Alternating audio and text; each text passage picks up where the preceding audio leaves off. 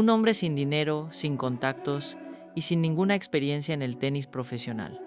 Escribió un plan, pero no era un plan normal. No era para que sus hijas fueran buenas. No era para que llegaran lejos. Era un plan para que dominaran el deporte. Y no, no es una exageración. Es literal. Ahora piénsalo un segundo. Si alguien te dice algo así, ¿lo tomarías en serio? Porque eso fue exactamente lo que hizo Richard Williams, antes de que sus hijas nacieran. Sí, antes. Y lo más inquietante de todo es que iba a funcionar. Mientras la mayoría de las personas sueña, Richard Williams escribió un plan detallado, paso a paso, años de preparación, sin siquiera tener a las jugadoras. Estudió tenis por su cuenta, analizó partidos, entendió el sistema sin ser parte de él. No tenía dinero, no tenía contactos, no tenía acceso, pero tenía algo que muy pocos tienen, una visión tan clara que parecía inevitable. Y cuando nacieron sus hijas, Venus Williams y luego Serena Williams, el plan dejó de ser una idea, se convirtió en una misión, y ahí empezó todo. Ahora cambia de escenario. Compton, California, un lugar donde el tenis prácticamente no existe, sin academias de élite, sin entrenadores de alto nivel, sin caminos claros hacia el profesionalismo. Entonces dime, ¿qué probabilidades reales tenían?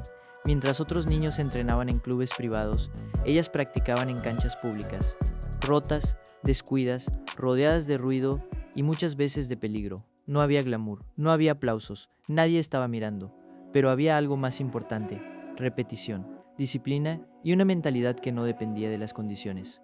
Día tras día, golpe tras golpe, sin garantías de que funcionaría. Y aquí es donde la mayoría falla. Muchos esperan las condiciones perfectas para empezar. Ellas empezaron porque no tenían otra opción. Y entonces apareció Venus Williams.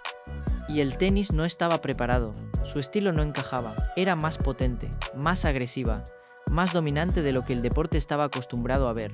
No era solo talento, era algo diferente. Y cuando algo es demasiado diferente, la primera reacción casi siempre es rechazo. Llegaron las críticas, las dudas, las miradas incómodas, porque Venus no solo estaba jugando, estaba rompiendo un molde que nadie sabía que podía romperse, y justo cuando el mundo empezaba a entender lo que estaba pasando, todo volvió a cambiar. Porque entonces llegó Serena Williams, pero no llegó para seguir el camino, llegó para romperlo aún más. Si Venus ya era difícil de ignorar, Serena era imposible. Más intensidad, más fuerza, más determinación, más todo. Y aquí es donde esta historia deja de ser normal, porque no era una reemplazando a la otra, eran dos fuerzas creciendo al mismo tiempo, dos revoluciones ocurriendo en paralelo. Y el tenis no tuvo opción, tuvo que adaptarse, porque esto ya no era una sorpresa, era una nueva realidad. Y entonces pasó algo que casi nunca ocurre. Llegaron a la cima, pero no una, las dos finales de Grand Slam, los escenarios más grandes del mundo, y al otro lado de la red, tu propia hermana, Serena Williams, contra Venus Williams. Déjame preguntarte algo. ¿Cómo compites contra alguien con quien creciste? ¿Cómo ganas sin sentir que estás perdiendo algo al mismo tiempo? Porque esto ya no era solo tenis, era familia, era historia, era el plan, enfrentándose a sí mismo. Ganaban títulos, dominaban el deporte, cambiaban el juego, pero cada vez que se enfrentaban, había algo más en el aire, algo que el público no siempre podía ver. Ahora, olvida los trofeos por un momento, porque lo que lograron Venus y Serena Williams no fue solo ganar, fue cambiar lo que la gente creía posible.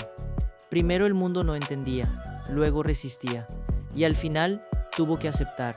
No fue suerte, no fue coincidencia, fue un plan.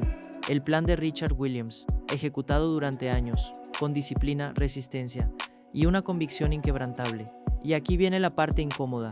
Si alguien pudo empezar sin dinero, sin contactos y sin garantías, y construir algo así, entonces la pregunta no es si es posible. La pregunta es, ¿vas a mantener el plan cuando deje de ser cómodo? Porque esa es la diferencia entre una historia más y una historia que cambia todo.